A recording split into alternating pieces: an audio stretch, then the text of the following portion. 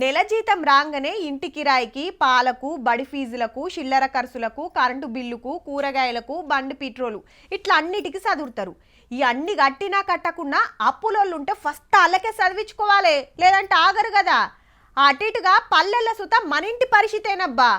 పైసలు వచ్చినట్టే గాని ఎవరు ఖర్చు పెట్టాలనో దేనికి పెట్టాలనో సర్కారోళ్ళు చెప్తే గాని క్లారిటీ వచ్చేటట్టు లేదు మరి. పల్లెలలో పైసల పంచాయతీ మోపయ్యింది. కొత్త సర్పంచులు పాత సర్పంచులు నడిమిట్ల కార్యదర్శులు సర్కార్ పంపిన పైకం మాకే కావాలంటే మాకే కావాలని మంకు పట్టుతోటున్నారు. మళ్ళా మొన్న ఓట్లు అడవంగానే 277 కోట్ల రూపాయలు తలా ఇన్నని గ్రామ పంచాయతీలకు ఇచ్చింది గవర్నమెంట్. అగో గా పైసల కోసం బీకులాడుతున్నారు. నా ఏలువల్ల ఊరిని ఉద్ధరిస్తానికి రోడ్లు వేపించిన, మోరీలు కట్టించిన, పల్లె ప్రకృతి వనం పెట్టిన, రైతు వేదిక కట్టిన, ఆ బిల్లులు ఇంకా రాలేదు, ఆ పైకం లెక్కలు తీసుకుంటాని మాజీ సర్పంచులు. చెల్ పాత లెక్కలతోటి మాకేం సంబంధము, ఇవి మా కోసం ఇచ్చిన, ఈ ఎలక్షన్ల గెలుస్తానికి బొచ్చడు హామీలు ఇచ్చిన, నేనే ఖర్చు పెడతా అని కొత్త సర్పంచులు.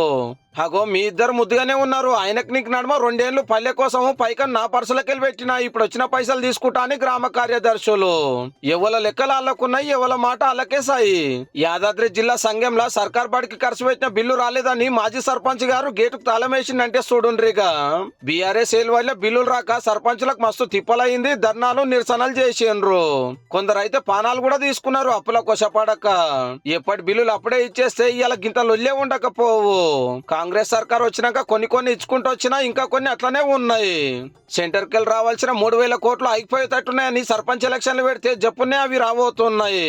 500 జనాభా ఉన్నటువంటి చిన్న పంచాయతీకి సుమారు 4.5 లక్షల చొప్పున 3 సంవత్సరాల బడ్జెట్ కలిపి 15 లక్షల రూపాయలు నేరుగా గ్రామ పంచాయతీల అకౌంట్లకు వస్తాయి. మండల కేంద్రాల లాంటి ప్రదేశాలలో దగ్గర ₹1 కోటి వస్తాయి. మరి ఈ పైసలు దేనికి ఖర్చు పెడతారో ఎట్లా పెడతారో కానీ ఊళ్ళున్న తిప్పలు తెరిచి ఉత్తమ సర్పంచులు అనిపించుకోండి జరా.